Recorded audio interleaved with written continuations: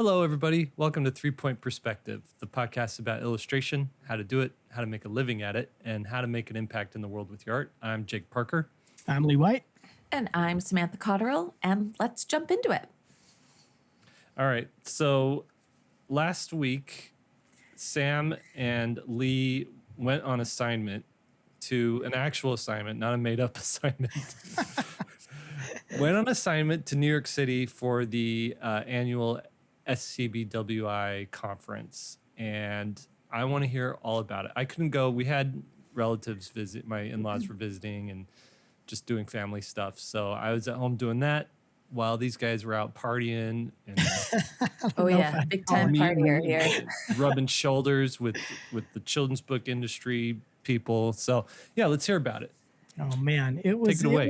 it was a whirlwind of adventure and laughter and fun and exhausting too at the same time, of course. So exhausting, but in the best way. And the best way, yeah. it was incredible. And I got to see you in person for the first time. That was super fun. I got to meet Sam's husband too. And so, it was sort of an SVS in-person extravaganza, but then also we got to see so many students in person too that we've known over the years, and editors and art directors that we have worked with previously. It was all the things. It was way more than I thought it was going to be. I didn't really know what to expect. I hadn't been to one in a long time, so we're going to unpack it in a couple of different ways. We're going to talk about the work and the workshops and our takeaways and sort of the experience. But in general, Sam, what did you think of the experience? Like what's just in terms of the trip?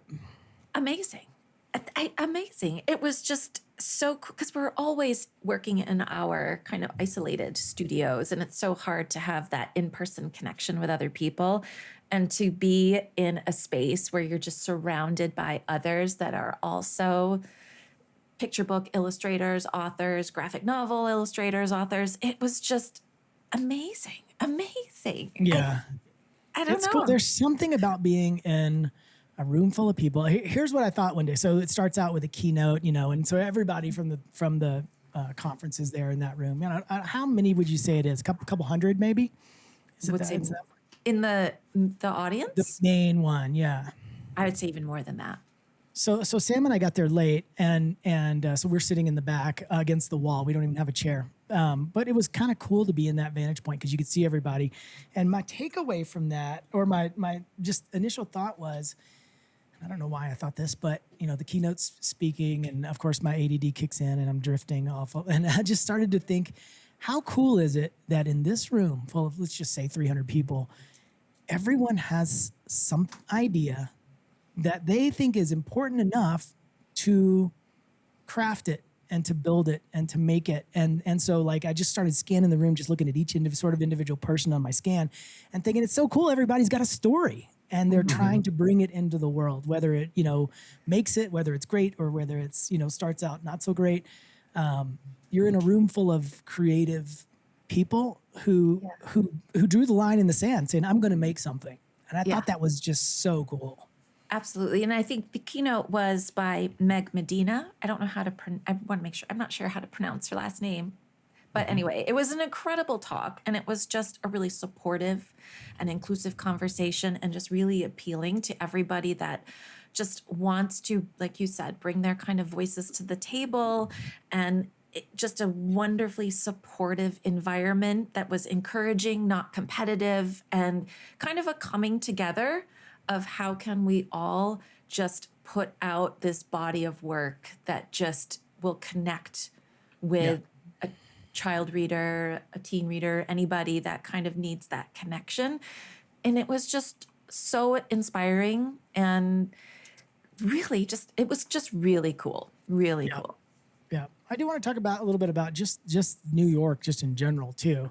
Like the fact that it was in New York is amazing. If you guys haven't been to New York, any listeners here, you got to go. I mean, it's just something that needs to be experienced. It's just a different kind of place than almost anywhere else that I've been in the United States. Well, anywhere else I've been in the United States. The only time I've thought, hey, this is similar to New York is when I was in Tokyo. So very, very sort of similar vibe. But New York has its own thing. It's its own sort of flavor. And I really enjoyed it. I got there early and was able to walk around the city and just explore. I went to the Society of Illustrators which was absolutely amazing. For those of you guys who don't know, the Society of Illustrators does have a permanent building there, and they have typically a member show that stays up, longer than the other shows do, maybe year round. I don't know. But they have a member show, and then they have a sort of I don't want to say traveling, just another traveling sort of show. In this case, it was Edward Gorey, which was unbelievable to see Edward Gorey. I'll talk a little bit about him in a second. And then downstairs, first 2 levels, was still the one show, which is the children's book focused kind of award-winning images. And I got a couple of takeaways from that. One, I was blown away at the quality of work. I'd been to this show a number of years ago, and I remember thinking it's pretty good. Like, I'd probably have really liked every third piece because I'm picky like that. But this year, everyone was a banger. I felt I was very motivated and / insecure when I was leaving because it was so good. And this is the weird part. I would say at least 75%. I'm just making that number up, but that's what it seemed like, was traditional. Yeah. There's definitely been a lean towards that for sure. It's an incredible show, and it's a great opportunity to you've got the cross between the two. You have the SCBWI portfolio kind of all laid out where you can see the different levels in your career. And then you have the original art show, which is another level. It's just kind of nice to see where they connect, where they're different, and it's a wonderful learning experience. The only thing I would say that was tough about SCBWI is, unless you were part of the kind of invite only first introduction to the portfolios the night before, it did get quite crowded. And so I was bummed in the sense that I couldn't really take time to see everybody's work that I really wanted to be able to see because there were so many people. That was the only part where I was like, oh, I really wish there was a little more space to be able to truly give each portfolio the attention it deserves. But so much chaos. work. It was chaos. It was so many portfolios. I mean, I would say but that's pretty incredible at the same time, though, to just see how many people put all this effort and time into producing something to submit. I mean, think of how many portfolios were there. That's pretty. Well, that goes along with that thought I was thinking earlier. Is like, oh man, these people are working it. You know what I mean? These people are doing it, and they're putting it out there. And there was some good work, and there was some medium level work, and there was some beginners even in there. And so I was encouraged to see sort of all levels. And so that's one thing, one takeaway. So we're going to have a bunch of different takeaways. So one of the things I was thinking is, a question I always get is, hey, do you think I'm ready to show? Do you think I'm ready to enter? And I just say, yeah. I mean, I almost think from the earlier, the better. Is you're not going to, don't go in with the expectation of doing well if you're a beginner, but throw it in there. Throw it in the mix. Explain to me, what is the portfolio portfolio section at SCBWI? Okay, so they set up it's in the big ballroom, so to speak, and there's tons of tables everywhere, and you have a 3-foot little section or 2-foot section to just lay out your portfolio and some postcards or business cards or whatever. And so the first night or the first couple of hours, I guess, it's industry only. So you got editors, you got art directors, you have different people walking around and looking at it, and then there's some awards that go out for best portfolio. There's like 4 or 5 different kinds of awards for different kind of work or whatever. But everybody's got a shot at it, and you put it out there, and some of the awards are amazing. Like last year, I don't know what the award is this year, but last year one of the awards was mentorship with an amazing editor in New York for like 6 months. That's amazing. Wow. That's amazing. And I think, like you said, Lee, no matter what stage you're at, because you could just have wonderful feedback and connection and learn. I mean, you're just learning how to put yourself out there. And even that itself is just gaining the confidence to talk about your work, show your work, and then have these conversations back and forth with feedback is only going to help you kind of grow and just, I absolutely agree with you. And that is something that I want to bring up because I did a post about it in our SVS community because it's something that really struck a chord with me. And just because we're on the topic right now, I feel like I need to bring it up. It was cool to be on the 5th and 7th floor where Lee and I had been recognized quite a bit, which was quite shocking. I was like, well, in New York, well, on the 5th and 7th floor of a particular hotel for a specific conference, I was known for, it was kind of, Depending on the street. yeah, exactly. Depending on the floor of the conference. Yeah. But there were so many illustrators and authors that I cannot tell you how many times would introduce themselves and say, I'm an aspiring illustrator or I am an aspiring author. And it really struck a chord with me because my response would often be, well, are you writing stories right now? Are you putting in the time? Yeah, totally. I've been writing for you. Then you're a writer. And it's the same with the illustrator. Are you drawing and doing the work? Yeah, I draw all the time. I've got all these. Then you're an illustrator. And I said, there's a big difference between using aspiration as like a verb, because you can aspire to get better through showing up and doing all the work. But as an identity marker, that's where I was getting a bit like, oh, that's just holding you back. You are a writer, you are an illustrator, and don't let the publication, like having a published book, be what validates you as the thing. Like, just be the thing. You are the thing, and you can aspire to get it, but you are an artist. You are an illustrator. And it stems even further back to, I will never forget, I went on book tour with Angela Dieterlizzi when we worked on a book together with Just Add Glitter. And we had a few moments where we're speaking to crowds of kids. And she said something that I have never forgotten, and I always use it to this day. When she addressed all the kids in the room, the first thing she said was, how many kids like to draw? And then they'd raise their hands. How many kids like to write? Raise their hands. And then she'd say, I am so excited to see so many artists here today. And it was just that simple thing was like, I am an artist. And that needs to be translated to the adults as well, because you are a writer, you are an artist, and it's true. There's an imposter syndrome thing sort of going on there. There's a fear that somehow creeps in. I don't know what age it does, but there's a fear that comes in, and it's multi-tiered. No, I remember writing my first children's book. When it got published, I went to an event where it was a book signing, and my editor was there.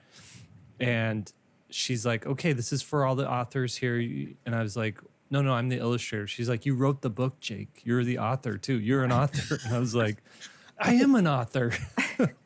I still hadn't owned that title yet, even though I was doing it. And since then I was like, yeah, okay, I'm an author illustrator. Yeah. And I guess I cannot tell you how many times that occurred over the conference. And I just, that is something that I just thought, I just really wanted to bring that. All you have to do is do it. That's what you're saying, right? Is if you're doing it, then you're that thing already. Be that thing. You're that quality thing. Or if you're doing the thing. Let me talk a little bit about just some SVS stuff too, and personality types. So Sam and I hadn't met in person, and Sam firsthand, the first night she was there, got a courtside seat for how I run everything in my life. We're gonna do the SVS meetup. So me, Sam, and her husband are meeting and having a little bite to eat. None of us had eaten all day. I just got back from the original art show, and we're starving, right? And they're starving. They've been traveling all day and driving. Well, 2 hours. They're like, it's like 5:30, and they're like, oh, when did we get what? So where is the meetup? Because I had planned an SVS meetup, and I've been posting about it in the community. And I was like, well, I don't know. We got time. I was thinking about what we were going to order for dinner. And they're like, isn't it in like 30 minutes? And I'm like, no. Wait. Correction. I know I'm an interrupter sometimes, but this is an important interrupter. You thought it was the next night. And I said, no, Lee, it's tonight. And you're like, no, it's tomorrow. Yeah, I was like, it's tomorrow. We got time. We got time to look around, figure out where we're going to have it. And she's like, it's tonight. And I'm like, no, I don't think so. It's tomorrow. And then we dig out. It's like, oh yeah, it's tonight. Oh wait, it's in 30. We haven't even ordered food yet, and we're at the table, and it's like, this meetup is in 30 minutes. I know. And so, to be fair, we are both kind of like each other, because throughout the conference, you'd be like, what room is it in? I'm like, I don't know. Well, I was hoping you would know. We couldn't find anything ever. And then so So it's like in 30 minutes, and we're sitting at this table, and I'm like, okay, so the meetup will be here in 30 minutes. Oh, And you hadn't told people where the meetup was? no. Oh man. And so then I had my wife send I just out a want to message to publicly everybody, apologize for and these we're frantically on our phones trying to text, hey, it's at this little restaurant in the lobby of the Marriott, like where we are right now. And then somehow it totally worked out, but it came together by the absolute seat of my pants. So you had a text thread with everybody? Is that No, just we had a message in the community, the SVS community, and so I was kind of adding stuff there to people's individual messages because they were like, "Hey, where are we meeting? I don't know where we're going." okay? And it Well, we can all do that came better together. next time. It was all fantastic, but it barely came together, and that's sort of how our whole weekend was. We were kind of dashing here and dashing there, and like I made all these brochures that I showed on the podcast last time, and I had 150 brochures or whatever, and I didn't know how to hand them out. I don't have any official thing, so Sam and I were just cruising through, and we were just on the hunt for any empty table. And if there's an empty table like in the area where people are kind of herded through, Sam and I would fan out the brochures and put the stickers on the table. And then if you cover enough area, it looks totally official, and then nobody would question it. So that's what we did. And then, every single brochure, every single one got taken. Almost all the stickers got taken. All my brochures. Yeah, they're a collector's item. Yeah. They are now. There's a limited. You did number of set them. one aside for me, right? The one you said you'd mail out to me. Yeah, I do have one for you. About that. I saved like 5 of them because I do like how they turned out. But you should have seen Sam is a goody two shoes, and I'm kind of sneaky. I like, I come from skateboarding culture, which is sticker culture. So I had all these stickers, and I was sticking them around the Marriott. And Sam's like, one of you is an ask permission person, and one's an ask forgiveness person. Right. person. And Sam was horrified as I was sticking these stickers all over this beautiful building in the Marriott. But I did come up with the best sticker location. The handrail of the escalator that's going around. Like the rubber handrail that wraps around? Yeah. Note my I just silence. pictured somebody having to go along the escalator and then wait for the sticker to recycle to try to remove it. What you got to know is Lee is a skater dude. Like he was totally 90s skater, alternative rock type of dude, punk, maybe even a little punk rock, right? I'm married to that, and he was still horrified. All right, I want to know what are the takeaways from SCBWI? Like, let me ask you this: who should be going to SCBWI? Everyone should be going to these events all the time. I realize I probably haven't gone to enough. You have to go in with a totally open mind. And now after doing the workshop that I did last year, the watercolor workshop, I go into these things not thinking that I'm going to be completely transformed, but I'm waiting for the 3 nuggets. There will be 3 things that I don't know is coming. Maybe somebody will just say it directly. Maybe it'll be a combination of things that I notice that come together. I'm like, okay, that's something that I didn't know. And so I think everybody should be going at any stage of their career, like I was saying earlier, because you don't know what the 3 nuggets are. And one nugget from my Chicago workshop last year changed how I work entirely, how I see entirely. And that's some of the sort of takeaways that I had from this one. I know Sam has some too, but I'll start with one.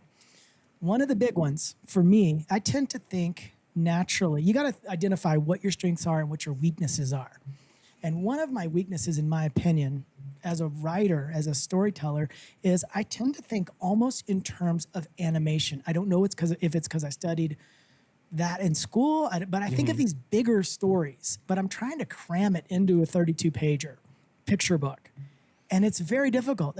I almost don't have enough real estate to tell the story. It either needs to be a graphic novel, which Jake's class started last night, which is awesome, or it needs to be an animation, like some of these big ideas. And what I noticed is, as we looked at beautiful example over example over example in these different workshops, was what they're doing successfully is taking a very simple idea and then going with that simple idea, which then gives 32 pages to breathe and to tell a different side of that same thing. So an example would be Marla Frazie's new book about the whole concept, the whole book is a kid who doesn't want to put on his shoes. Oh, That's it it. is so good. It's so good. So good. And it's 32 pages of that. And so that same thing played out over and over, just a little moment in time, just an interaction between two characters. It reminded me of maybe even like John Klassen's I Want My Hat Back. I mean, if you think about the text in that book and what's happening, it's literally a character going through saying, have you seen my hat? Turn the page. Have you seen my hat? It's nothing. You know what I mean? And so he has all this room to sort of build and play instead of like my giant adventure stories. And so I realized you can be simple and do a lot with this simplicity. And that goes along with some of the ways I'm trying to simplify the work too. And so I'll let Sam talk in a second, but to add to that thing, my biggest critique that I saw in the student portfolios, and we saw, like Sam said, 100 people adding so much detail. It's almost like they're nervous to let the image breathe in a way. I don't know how else to say that. That they're stuffing detail even into the corners. And there's all these characters and like the pages were just so incredibly busy, which was at the opposite of what most of these art directors and editors were showing. Yeah. Yeah. And I think a lot of that is too with growth as an artist in terms of, I wonder how much of that is instilled in us from when we were really young. And when people would say, oh my gosh, look at all that stuff in there. You were so good. Or you were. So I think it's just something where we have to unlearn a lot of what we've kind of innately brought in terms of from responses and opinions from other people. And you think for a long time, like, oh, wow, that picture looks like a photograph. You're so good. So you start to get these definitions of what a good artist is. And so it can take a lot of work to break out of that and see it from like, so, and I think that's due to a lot of growth and looking and seeing and just gaining that eye with design and all of these other elements. So I don't know. That's my response. What was another takeaway you had? Anything else? Anything from the workshops? What'd you think of the workshops themselves? Well, I thought the workshops, there were a couple in particular that I really loved. I think there was something for everybody. There were a bunch of different workshops you could sign up for. And I know a lot of them were supposed to be more participatory. And I think my only caveat with that is those I think work really well if you have a smaller group of people where it feels more like a workshop kind of getting together and really getting your hands dirty. But the rooms we were in had so many people where it kind of felt more lecture based. And so trying to navigate a very tactile workshop within it might have been a bit tricky. And so just trying to find that balance. But there were a couple in particular that really resonated with me. And the first was Sergio Rousier, who is an author, illustrator that I've always loved. And it was really just the nuggets from him of his approach with character interaction between two characters, and even just through the simplicity of getting shapes down and figuring out the relationship between your two characters and just asking them to sleep, eat, what would they eat, what would they do, just little things and conversations you can have with your characters to learn more about them. And I just love getting a little behind the scenes from them. But the workshop that absolutely blew Lee away as well, was the Flips and Flaps workshop, which, Jake, you wouldn't be surprised that I would want to do that one, but exploring physical structure in picture book storytelling with Eugenia Mello and Cecilia Ruiz.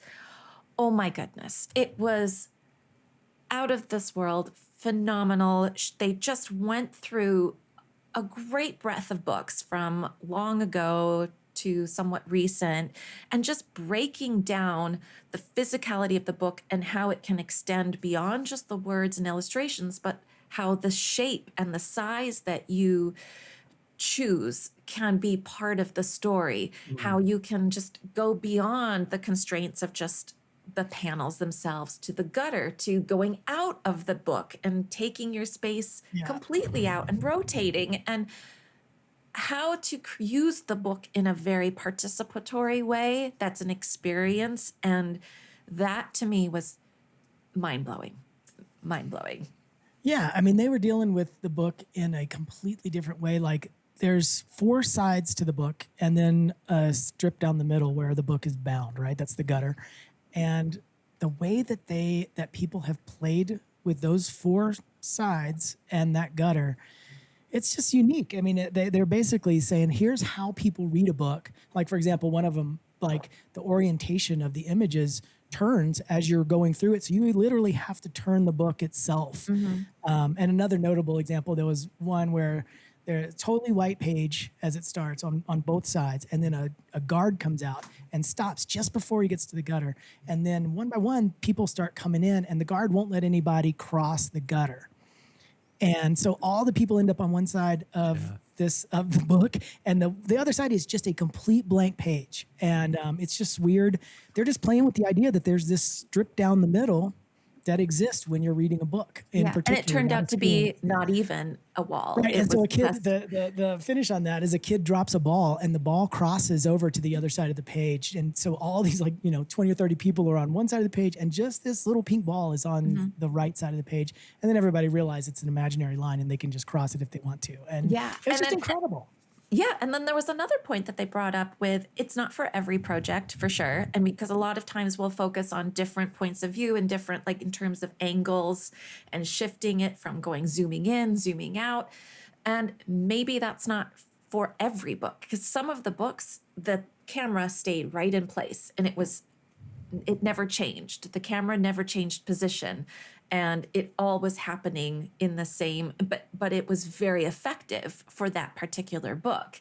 And yeah, so it was just a lot to think about of how you can kind of think outside the box even more. Well, and So- how you tell a story is just as you can go so much deeper in terms of design and how what the story wants versus I think a lot of people, myself included, go into illustrating like, okay, I'm going to illustrate this scene and, put the couch over here and I'll put the character over here. Instead of really thinking like, what does this story, like Sam was saying, keeping the camera set the whole time isn't something a lot of people think about. They just think I'm illustrating this book. And so I'm going to zoom in on this one. I'll zoom out and really backing up and thinking, how do I make this an experience that works for the narrative? Because ultimately, here's one other takeaway is that you can do all this stuff, but it has to service your story. And making somebody have some kind of reaction is the only takeaway. And so whether it's going to be funny, and some of the stories we saw were so funny, or poignant, or sad or happy or whatever, that is the lead. That's like the top item kind of thing. And everything supports that, from the way you're illustrating, what your characters look like, where you put them on the page, how many things are on the page, where the text goes. It all plays into supporting whatever that emotion is. And so that was the other sort of art takeaway is like, if I'm not going to feel something, I'm not going to make it. If I'm not going to try to make you feel something, I'm not going to make it. Yeah. Yeah. So it was Saturday and Sunday, right? Saturday and Sunday. Yeah. Yeah. And And- so Like how much of it was workshops? How much of it was just like mingling and talking to people? What my was gosh, it's so good. So there's 4 workshops that we did, and then there's Keynote. There's different speakers at different times, and sometimes we'd skip one or go to different ones or whatever. But the meetups were fantastic because they had a meetup there that was just like it's open social sort of that's between events. Like the last workshop and the portfolio review is just everybody on one floor with all these tables and stuff, and everybody's just mingling around.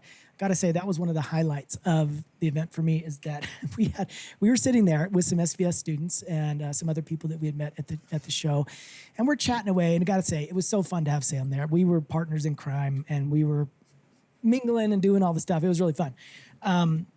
But this older lady came in and sat with us. She's super nice and introduced herself, and everybody there. That's the one other thing is everybody there. Since we all have this sort of common idea and common goal, everybody's just cool. We all sort of understand each other in a weird way. It's your people. Yeah, it's awesome. But she sat down and she's this cute older lady. She's like, oh, I got my. I don't think she wants to hear you describe her as an older lady. But I just want to say she's like, She's your age, Lee. I don't know how else do I say that. Just say Because Naomi Davis, this wonderful, experienced author and illustrator. experienced author. Okay, so she sat down, but she's cute and she's She's so nice. She emailed me after. She emailed me wait, after. she didn't email me. What the heck? Because I'm cool. So anyway, she sits down and she's like, "Oh, I got you do want to see some of my work?" We're all chatting about work and exchanging postcards and business cards or whatever. She's like, "I've got one of the F&Gs, which Fold and Gathered from her latest book." And so at this point, I didn't know who she was. I don't think anybody really registered it. She takes out this sample of her next book, and Pete Oswald of the Bad Seed fame is the illustrator. And I'm like, oh my gosh, this is like a high level book. And then we start going through her work and she's like amazing. I mean, lifetime of work, incredible, super successful. And she was just so unassuming. And that's just the beauty of an event like that is you can sit next to somebody who's been drawing for a week. And then the person next to them has been doing this professionally for 40 years, 30 years. I was blown away because the book that I have been obsessed with cover-wise, I realized in that moment that it's her book. And it's the I Hate Everyone book. It is so brilliantly written. Oh my goodness. I don't think I've read a manuscript, it's not a manuscript. She had the actual book and it's just so wonderfully illustrated by, I think her name is, I think it's like Cinta Arribas. I don't know how to pronounce it. Beautiful. And it's just her writing. I was like, I wish I had illustrated this, but not because the illustrator actually did a better job than I would have. But she was just so wonderful to talk to. And it was just a really cool table to you've got all of our listeners and SVS students at the table, and we've got Naomi at the table, and everybody's able to share about their journey and where they are in their stage. And it was just so supportive and fun. And we just shared with each other like our rough drawings. Some had some dummies, and we were all sharing with each other the work we've been working on. And that was a really fun experience. And I will say that there was also, just for those that don't know much about it, because it was my first time going, in addition to that overall meetup, there was a meetup for groups where you had the ability to just join people that kind of maybe had some more common interests that you kind of wanted to talk a little bit more in depth with. And they had the young adult creators meetup, middle grade creators meetup, picture book creators meetup, translators meetup, Spanish language, illustrators, new members, equity and inclusion, and LGBTQIA 25+. So just an amazing opportunity to be able to engage with others when you may not have that chance at home and have access to be able to shop with others. It was a really incredible experience. Was there, what was there graphic novels? Was graphic novels like a part of this, or is that more of? There was a couple of breakouts, but I would say it's by far there was a couple of workshops, but there was I'd say by far it's picture book 90%, graphic novels 10 maybe. Yeah, I mean Jason Reynolds spoke, so I mean the well-known, beloved author spoke, and I think there might have been some of workshops. I'm trying to look through, and I don't know if it's based on the workshops that Lee and I signed up for, but I did feel like the majority of the audience was picture book, but I do think there might have been a lot of YA. I mean, there's not YA, it basically for sure. goes YA to picture book. So yeah, young adult, I wouldn't say graphic novels is huge for sure. I would say for this group, and that's why I was wondering. I mean, I think I sent you a text, Jake, while we were there, saying what's the equivalent of this for graphic novels? Because I loved being there so much that I'd like to do just a lot more of this. I do want to bring up so like Sam was saying, we talked to a bunch of different students at different levels and stuff. And there was an interesting sort of moment that one of the students was in. I'm not going to mention his name because I haven't been cleared to ask this, but I bet you a lot of people get to this stage, so I wanted to talk about it. He said that he's actually picking up some good meetings and stuff with people in New York. He's talking to editors and stuff like that. Has been for the last number of years. He's at that threshold level. Let me in, basically knocking at the door. And he's a little frustrated because when is it going to happen? Like everybody's saying, yeah, your work's great. Oh, I want to work with you, blah, blah, blah. And then it's not happening. How do you guys think people should hang in there? What do you do when you're at that level? Because it's not like you got this big thing to learn, right? And so what do you do? I know what I do. What would you What do? would you do, Jake? I'd just go make my book and self-publish it, and try to find an audience for it, because I find that people are hesitant to hire you for something you haven't already done. So when you can show, like, if people are saying, yeah, I want to work with you. Honestly, I don't know why. If someone wants to work with you, then seal the deal and go do a project or something. But it might be that he doesn't have, a proposal. He might not have a portfolio that reflects, that he can finish a longer form project. It might just be a scattering of illustrations. But when you go and do your own book, it shows that you can finish it. It also might show that you aren't ready. It might show that you don't understand some of the process of it and whatnot. So I think you can't, yes, go to the meetings, do the visits, do the, have the calls and have the conversations, but don't just, sit in your chair waiting for someone to pick you. Like, go make the thing you want to make. That's sort of what he's doing too. I agree with that. I think that's good. That's good advice. And keep, I guess my other thought was just make sure you're just adding to the portfolio always, and trying to listen to the, not just listen, but look and see what work is selling. Is there some reason that your work's not selling? And that's that's a tough thing to have, the ability to see your work from the outside. But you have to, that's sort of, as a writer, I'm not so invested in writing that I was able to see, hey, I'm making things too difficult. And so that's my takeaway. So I wonder what some of these takeaways are for people who are at that threshold, and like, maybe it's just one little change they need to make and all of a sudden they're in. But it's also a timing thing. And I will say that just the state of the industry, I'll announce the official thing later, but I did sign with an agent yesterday, and we were talking about the state of the industry. And she said it's for lack of a better term, it's a lot of mice and not a lot of cheese. And so everybody's going for the same piece of cheese. And so it's really tough, that initial step. And so I had this conversation with quite a few illustrators there, because they were asking me, what's it like to get into this industry? My take is, first book's really, really, really, really, really hard. Second book, pretty dang hard. Not as hard as the first one though. And after the third book, the door slowly sort of opens, in my opinion, and you start, it's not as hard. What do you think, Sam? I think I'm kind of the opposite. You're wrong. I almost think that the first book's book, easy and the last book's hard. that's how I feel. I do. I think that the first book, because it's a lot of times there is that interest in finding the new voice, finding the new, and so in a way you're kind of in a really great position for acquiring kind of that new talent. And so I almost think it's easier to get that first book. So then if the third book, I think to me, depending on how the first two went, could be very difficult. So I don't know. I guess I feel like it could be the opposite too, but who am I to say for sure? Jake, settle the tiebreaker. I think, okay, she's got a point. You got a point too. So it's like, everybody's looking for, I don't know, the next Peter Brown or something like that, or name a successful children's book author, illustrator, right? Everybody's hoping that, oh, is this person going to be the one that's going to eventually go win a Caldecott or going to sell 1 million books?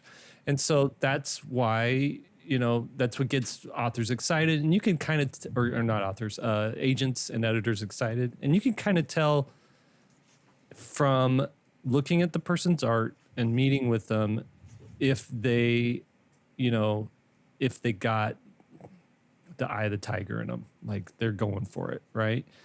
And so then one thing that really helps sell these first books is saying this is a debut author illustrator. And that's always noted on like Publishers Weekly and some of these other outlets that are like sharing books, because there's all this pent up potential that you don't know where it could be. And then the sales numbers come in, and your book that they were hoping would sell, 30,000 copies sells 10,000 copies. Well, then that second book is way harder to get than that first book. And, if you have a track record where you're just sort of in this, I sell 10,000 copies range, it's really hard to get an agent or a editor like super excited about this, because you haven't proved that you could do it. And so it's this weird middle hard space that you're just always having to like climb to the next level somehow and break out somehow. And even when you're okay, so this happens at all strata of creators. So then let's say, oh, you're selling 50,000 copies per issue, like no problem, we'll just keep giving you book deals. Well, you're not going to be satisfied with that until you get an award or an honor of some kind. And then you get an award and an honor. Well, is that going to satisfy you until one of your books gets adapted to a movie or something like that? And then you get your book adapted to a movie, but it bombs at the box office, So it's like the key thing is if you're looking at all these sort of outside metrics to gain validation, it will be fleeting. It will stay there for a little bit and then flutter away like a little bird. And really the validation needs to come from showing up at your desk every day and creating. And if you come to that honestly and you come to it with all the truth that you have in your heart, you're going to be successful no matter what. I believe the children are the answer. You got the words wrong. Yeah. Children are the answer. Whatever. Do you think I own the album, the record? I don't. I did. Anyway, I don't know. That may sound sappy, but it's... No. Let me add to that. I believe it. Yes, I agree with you. And on that note, so you remember last time we were chatting here, which seemed like forever ago at this point, Jake was talking about his list, and I asked New Year's resolutions and rules and stuff that he set up. And so I asked Jake for that list, and he gave it to me. And I was like, I'm going to test out someone else's sort of system for a bit and see how that goes. And one of the things that sort of happened on the trip, because of talking with Jake about it and sort of pondering the things that he had gone over in his list, I decided to not use the normal creature comforts, I guess, and distractors on the trip. I told myself, if I've got an ounce of energy, I'm not going to turn on the TV. I'm either going to experience New York because I'm there and I don't want to be just holed up in my studio or in the hotel room drawing or something. But like on the plane, instead of watching a movie or whatever, I did an entire painting on the plane. First time I've ever done that in my life. It was about a 3-hour flight. Or 2.5-hour flight or so. But I finished a painting, start to finish, on the plane, where I normally would have watched some stupid movie that you'll forget, by Godzilla that night. or something. Hey, now don't hate on Godzilla. My son, you just... Careful. Oh man, there was one of the Careful, Godzilla. That is was a my real son's line. favorite movie in the entire universe, and you just... Wait, which Okay. Godzilla movie is his Let favorite? me just tell you the flaw. This was I don't remember because there's so many, but the biggest flaw that I have for this Godzilla movie was they like the military. Godzilla's on an island. Military's coming in, and the helicopters are flying close enough to get swatted down.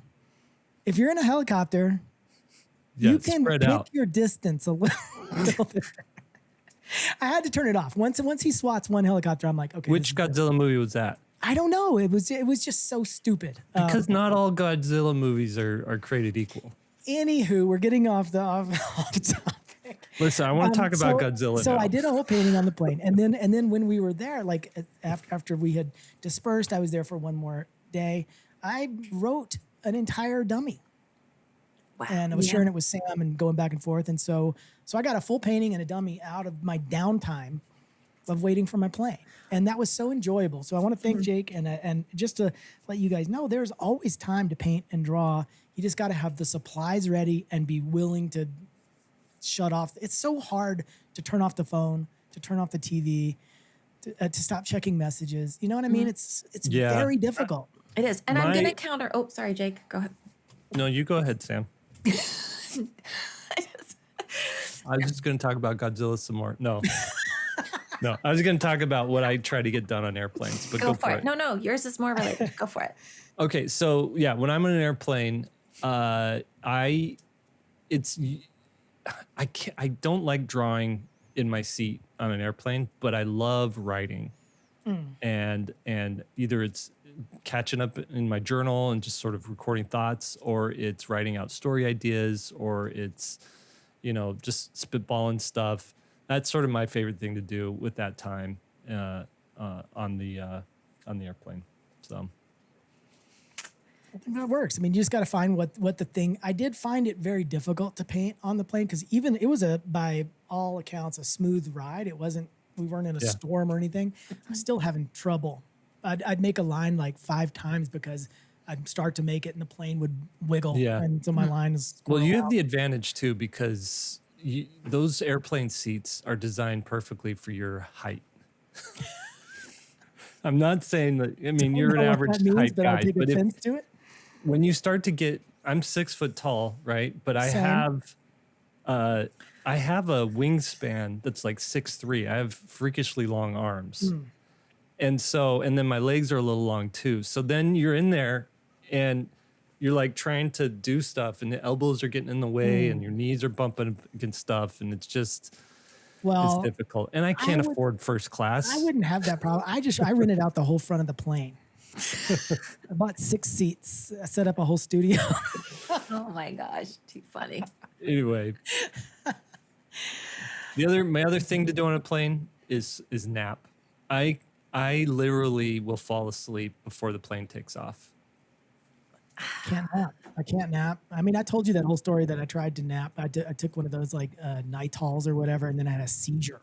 That's right. I haven't been on a plane since 1999, 2000. You're kidding me. Sam's terrified of flying. How do you go places? Well, A, I don't. And then B, I drive. Can I say this? That in my dummy, one of my characters is based on Sam's fears and neurosis. What's the farthest away from your home you've been since the 90s? Well, we moved to Canada for my husband's postdoc, and then we flew to New York when we moved here, and my son is now 23, and he was 2 when we moved here, or 3. That was the last time I was on a plane. Have your kids never flown on an airplane? They have. Oh, geez. See you guys. Brady cat. Anyway, but to go to the hotel experience kind of thing with the conference, I did want to say too, I am of the other camp where I think for all the ASD introverted kind of attendees where the crowds can be much or it can be a bit overwhelming, I needed to be able to. The thing about having the hotel room in the same building as the conference was crucial to me because I would get kind of like, it would be a lot and I would start to get overwhelmed and I could just get into the elevator, go up to my room and put the TV on for a few minutes or just lay down and just check out. And so for me, I kind of did need almost like the stupid show for a moment or just being in my room for a moment. Yeah. So I think everybody has different things, but then there's other times where I wanted to get out. So the Times Union area to me was way too, it's way too touristy and busy for me, but I loved going out to the outer lying area. So I would just go down into the West Village, or I did that a couple times. And then once I get kind of out of the busyness of that part of the city, that's where I find engagement and connection. And, but. Did you, how many miles a day did you end up walking? It was quite a bit of walking, but it's not like a normal touristy trip because we were pretty concentrated at the event. And because for whatever reason, whenever I go to New York, I'm just, I'm like, this is why everybody's so fit. They walk Dude, everywhere. you're clocking 30K miles or steps. You know, days like that are exhausting. These were not days like that, but I've had New York trips like that Yeah. before. My husband did, because the poor guy had to like keep himself He didn't want to busy. be around us too much. He had to leave. He's like He was getting like- out of these children's books all day long. I will say socially, it's interesting. You know, Sam's bringing up being around the crowds and stuff like that. And I will be honest, I used to have a certain amount of social anxiety. And over the years, I've sort of been able to trim that down. It's a really specific kind of social anxiety that I have. It's not any big group events. It's events where we're just mingling and there's no focus. Like if we're at a football game and I'm with a big group of people and we're all watching something, it's okay. But it's just when we're in that general, we need to be chatting, and sometimes you're in an awkward conversation and stuff like that. It can be intimidating. I used to get really nervous that would happen, that all of a sudden I'm stuck with somebody and it's weird, or I'm just standing there by myself. And that, for over the past, I'd say 10 years, I have been able to get rid of that by thinking to myself, no one cares what I'm doing. And the freedom that comes with that when you fully believe it is awesome. Yeah. And so one of the things I did while we were in the Illustrator meetup, I haven't even told Sam this. We were sitting there, Sam and I were talking to like 2 other illustrators who were, by the way, SVS students who are now agented and have their own books. And we were talking to them. So cool to watch that journey happen and see that. But anyway, I saw this girl across the room. She was sort of like, you know, she's holding her drink sort of close to her and she's not talking to anybody. And she's a little bit, I could tell she was a little bit uncomfortable. And because I'm feeling more comfortable now in these situations, I'm like, I'm going to go talk to her. So I just walked up to her and said, hey, how did you like, you know, what workshops did you go do today? How'd you like it? And got her right into a conversation. And then some other people joined because they see you being animated and whatever. And so that was a new thing for me. And I really loved talking to her, and I really liked being able to help in that way. And then it also felt good to not have the anxiety that I used to have socially. Yeah. That's cool. That's amazing. And for me, it really helped having you there as kind of this That always helps too. Yeah. companion. And so I applaud everybody that there were some really like young people too that came and ventured out on their own. That was like 2019. And that's got to be a really kind of scary moment to enter this room by yourself and walk up to a group. And so there is part of age, kind of, you start to not care. And when you're 50s, you're just like, I don't care anymore. That starts. Maybe that does come with that. But I'll tell you, one technique I used when I was solo, I agree with Sam though, is having a partner in crime there is clutch. It makes it so much more comfortable. But when I'm traveling, you know, from the plane, I'm getting on like multiple buses and I took the subway and all that stuff. How I've been able to not freak out because I don't know where I'm going. I don't know what I'm doing. And I'm, you know, have that that starts to give me anxiety. Like if people are going to know that I'm this tourist and I don't know where to go and look like an idiot. And what I do is I put in my headphones and I crank the music up really loud. And then I just pretend like I'm filming my own music video and everybody's in it. And it just completely takes away the panic. I had some cool moments too, like, oh, that would actually be a good shot for a video. You know, like I'm looking around, like listening to a song, you know. Yeah, I think I accidentally interrupted a music video in process because I walked and there was a guy that was just like he was doing a music video, and the look on everybody's faces when I was like, dude, clearly. I was not on the 5th floor or 7th floor, so they didn't know me. And then, but anyway, it was an event. It's an experience, and I think if anyone's considering it, do it. Pull the trigger. Go to one of these things. Go to a regional conference. Go to the national conference. Just get out and do it. My takeaway too. One last little takeaway I'm going to do is I'm going to be hosting a meetup in Denver for SVS folks, and if podcast listeners there too, I'll announce where it's going to be and the date it's going to be. It's going to be a standing date, and once a month we're gonna meet and do it up. Because the meetup was so much fun to meet people in real life and get to know people that you're sort of seeing sporadically online. So yeah, and it was incredible to see the students in person that we've gotten to know through SVS and giving kind of feedback. And so I was like, wow, this is so cool. And yeah, it was really cool. And so you're we're at Comic-Con too, right, Jake? Are we going to, sorry, Sam. No. I cut you off. It's all right. I've I already want to lost do it. Comic-Con. I want to do Comic-Con with Jake and some other events now. Yeah, absolutely. So we've got New York Comic Con in October. We've got, does the SCBWI Winter Conference move cities, or is it always in New York? Always New York, and then they're having the summer one, but it's virtual for whatever reason. So I heard a lot of people moaning about that. They're not happy. Yeah. The summer one is in LA typically, and that's so much fun. Yeah. Well, yeah, I definitely want to go next year. Check this thing out. I'm always down for a trip to the city. I wonder. I guess my question is now knowing what you know from this sort of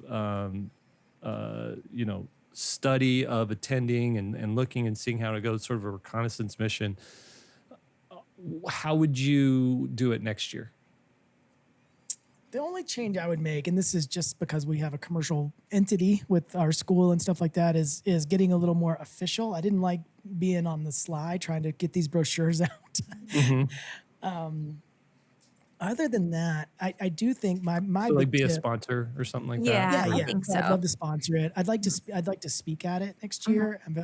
The one New York conference that I spoke at was one that was virtual, so I didn't actually get to do it in person. So I want to be a speaker possibly there. So that would be nice. But I tell you something that I did do on this trip that I was glad to do, and I may extend it next time, is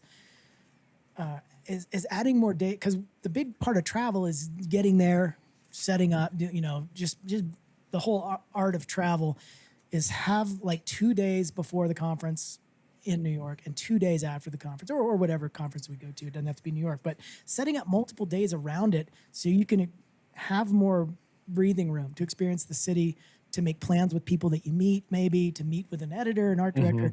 I did that. I set 1 day bookended on both sides. And I think I'm going to extend that next time to 1 more day on each side, 2 days before, 2 days after. And it's sort of a good way to sort of be there. Otherwise, you will be exhausted from that trip. Like Sam said, it's overwhelming. If you just come in, conference, people everywhere, and then bail, that is exhausting. That's basically what I did. And so I agree with you there. We're only 2.5 hours drive from the city. Yeah. So it wasn't like it was a long trip for us, but we literally came in Friday late afternoon and then everything started. And I didn't realize just how packed Saturday was going to be and how long it was, that there really was no opportunity to really break out and go experience something. And then Sunday, I had to leave a little early to go to the West Village and meet my agent. And then I left right after that. And I do wish I had, now having experienced it for the first time, I will return next year and I'm going to add a more buffer zone so that, like Lee said, there's so much there were many exhibits, and just even going out somewhere for a nice meal outside of the hotel. I needed more breath of space for that. So Yeah. But when I went to the New York Comic Con Sunday morning, I was like, I have to just get out and walk around and like breathe a little bit. And so I got up early. I was still on my schedule where I had to go to bed early, wake up early. I was just so destroyed at about like 8 o'clock at night when the show was ending. I'm like, I don't want to party. I just want to go get something to eat and go like. So I was up early Sunday. I went to a bakery and I got a muffin, and I went over to, I was like down by the Flatiron building, and Madison Square Park's right next to it. And I sat down in the park and I ate my muffin, and nobody was out. There was no cars. There was like two people walking their dogs. It was so weird to see the city so quiet.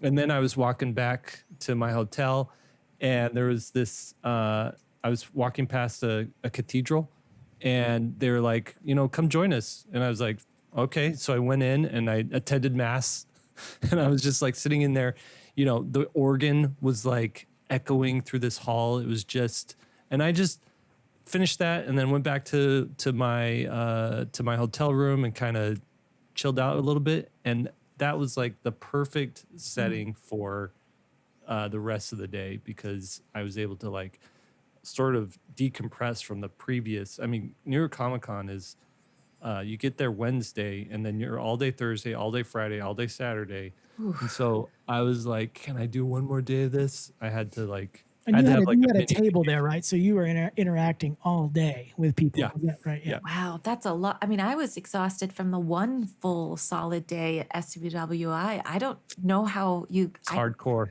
Wow, that's like flex, major flex. Wow. So go get a muffin and chill out and kind of get out of your head for a little bit and just let the city wash over you. I guess it's my advice. Isn't it amazing how, like you just said, Jake, you're in this huge city and there's moments where you see two people and you think, how is there only two people? And Right. you're just like, it always blows me away. And Yeah. Well, Sunday morning, I guess, is the time to do that. It's the city that never sleeps except for 6 a.m. or 7 a.m. on a Sunday morning. then it's sleeping. Anyway, well, this is good. You guys, I can't deny I had a little bit of FOMO while you guys were out doing that, but it was. I'm glad you guys went, and thanks for this full report on SCBWI. Yeah. I'm I actually got going to one more go. note. Can I add one more note Yeah. of my yeah, takeaways? Sorry, I didn't add it. I know one Sam's here. got to go, so I was I'm not thinking going to we'd let her wrap it go. up, but I'm going to keep her here. One of my takeaways is you never know what is going to happen from going to one of these events. Who's going to contact you later? And I want to tell you two stories just real quick about that. I went to a regional event in Seattle for one of these SBWI things, but just regional. And it's a good show. And I just went up there to socialize and meet up with people or whatever. And during the keynote, we were all sitting at these tables. And during the keynote, I had set my book just up on the table.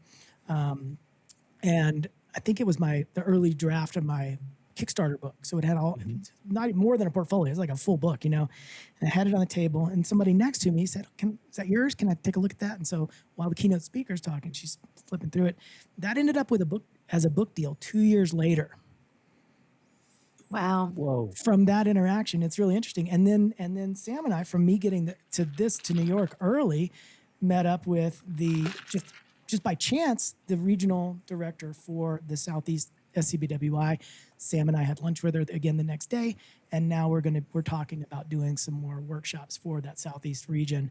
So we didn't plan that. We didn't try to get that, but it's just the happenstance of being there, talking to people, being happy to be there and open to these things. And so I just want to say, like, if you did go, don't think that it's over, because it has lasting repercussions that you don't even know that might be happening behind the scenes. Yeah, Yeah. you never know. And it just takes that one connection. It just takes one. You just don't know, connection. right? You don't Yeah. know. You want to have a harvest, you got to plant some seeds, right? We got to end on that. That was good. Take us out. Sounds good. But Lee, All right, won't everybody. Lee doesn't follow that because he doesn't like Catan. Thanks for Talk joining about us. Are we ending or what? You guys want to keep talking? What are we doing here? We're going. Sam's just had to get I one got last 5 dig in. minutes. I have 5 minutes. She's All making fun of me because I don't like Catan, but that's a horrible game. You're just gardening. Oh my gosh. Thank you for joining us, everybody. 3-Point Perspective is made possible by SVSLEARN, where becoming a great illustrator starts. And to be honest, your mama can't be the only one that loves your art. Okay. Hosts today are Sam Cotterill, Lee White, and myself, Jake Parker. And we just want to give a shout out and a special thanks to everybody who helps make this podcast possible. Podcast produced by Daniel Tu. Team managed by Preston Smith. Curriculum and community kept by Austin Shirtlift. Show notes wrangled by Lily Howell. Chief Operations Officerified by Lisa Fott. And illustrated, our little YouTube illustrations that we do every time, by Annalise Black. Now, go draw something.